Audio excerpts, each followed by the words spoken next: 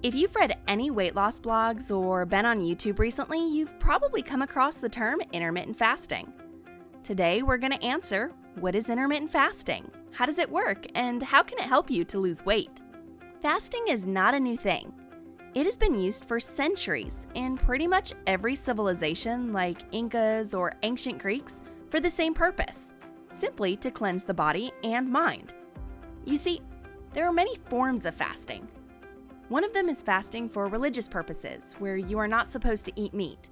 There is water fasting, where you can't eat anything but can drink liquids. Also, there is dry fasting, which is based on excluding any food and liquids for a day or two.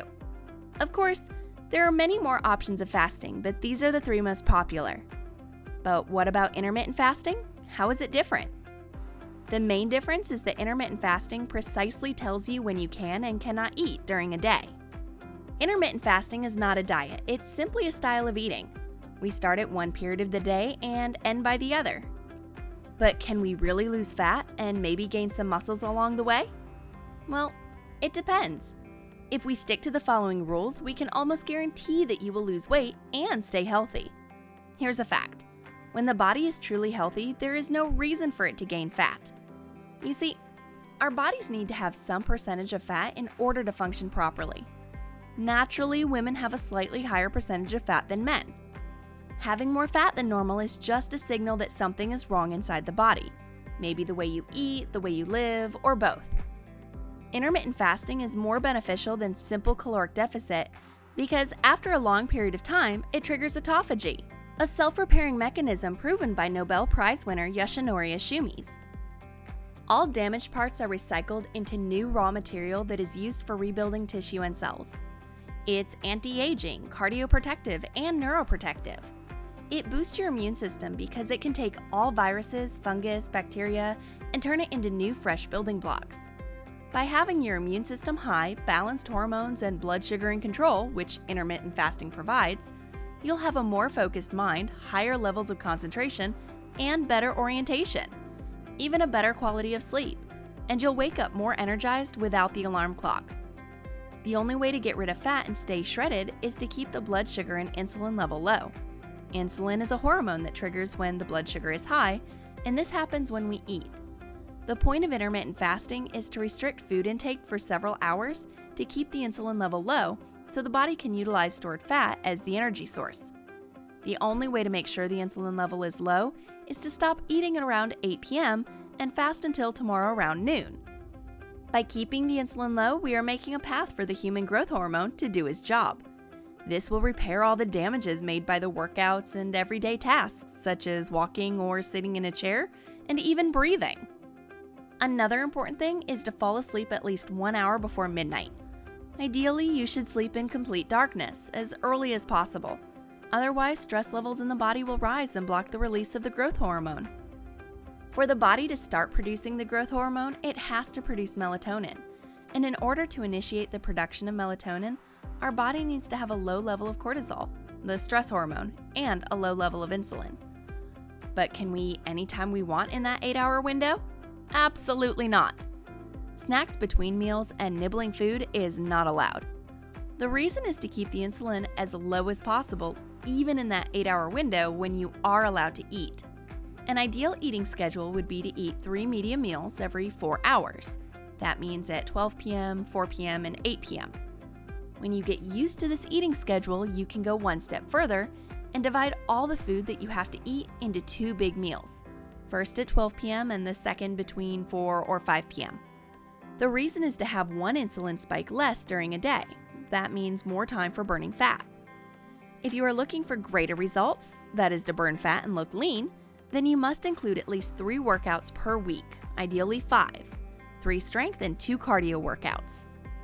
When doing strength training, make sure to bring muscles to the state of failure or very close to failure, meaning that you can't do any more repetitions. Otherwise, you will be only performing simple muscle movements. Blood will rush in the muscles, but the needed damage won't happen. You need to damage the muscle fibers in order to grow. Bigger muscles mean more burned calories during a workout. If you're a female, don't worry. No matter how much you train, because of a much smaller percentage of testosterone and a high level of estrogen, you won't look muscular.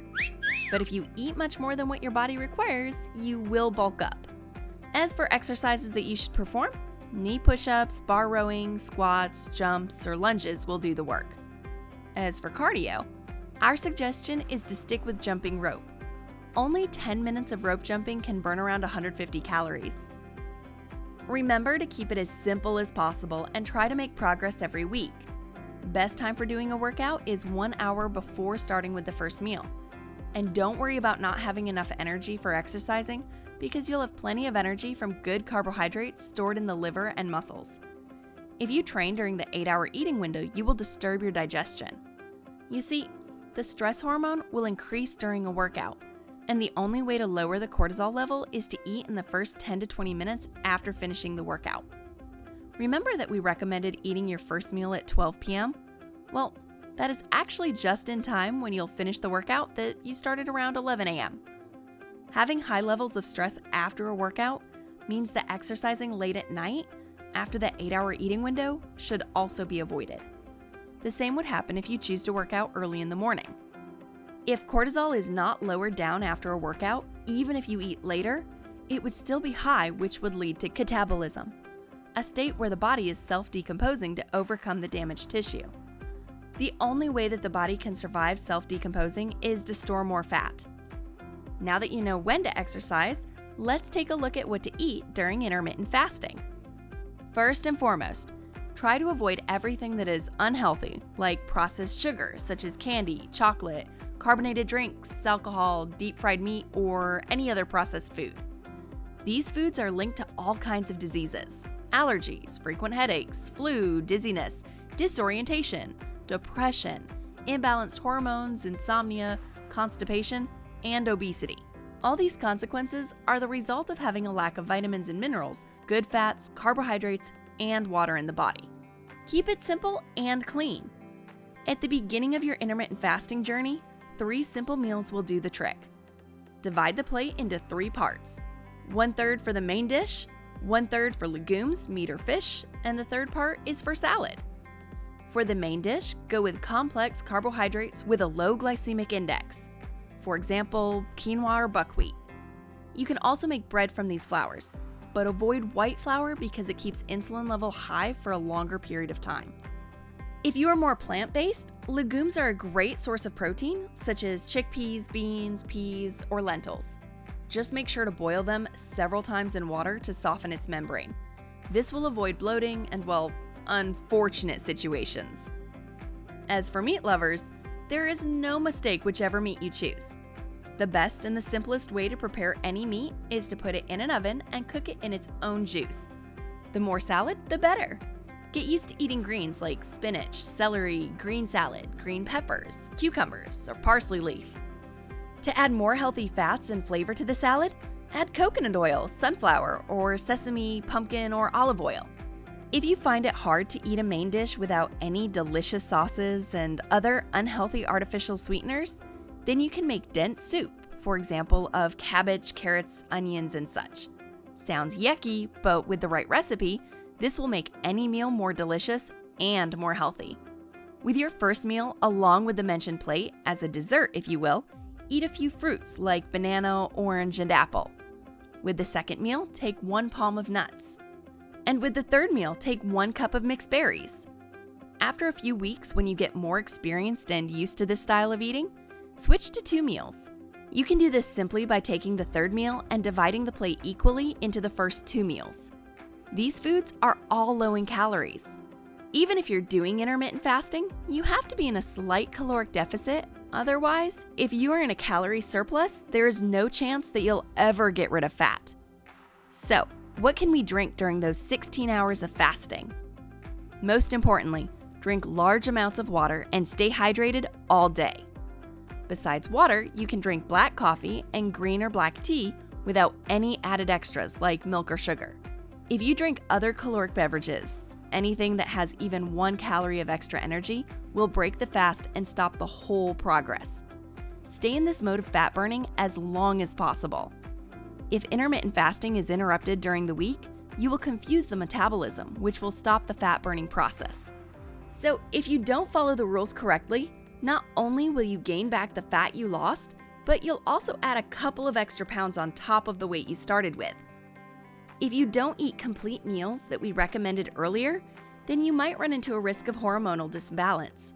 For example, if you eat less than 100 grams of good carbs a day, or if less than 25% of the total caloric consumption comes from fat.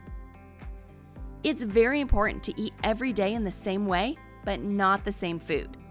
You need to be constant. That means no meal skipping, no cakes or treats, or anything similar. You have all the nutrients that your body needs to function properly and to lose weight. Anything more than that will lead to a disaster. To see meaningful results, you have to stick to this regimen of eating even on the weekends. If you follow these rules, it's almost guaranteed that you'll shed fat very fast without worrying if it will ever come back. If you enjoyed this video, then please hit the like and subscribe button for more health and weight loss tips backed by science. And if you have any suggestions related to health and fitness that you want us to cover in the future videos, then please leave them in the comments below. Thanks for watching. See you in the next one. Take care.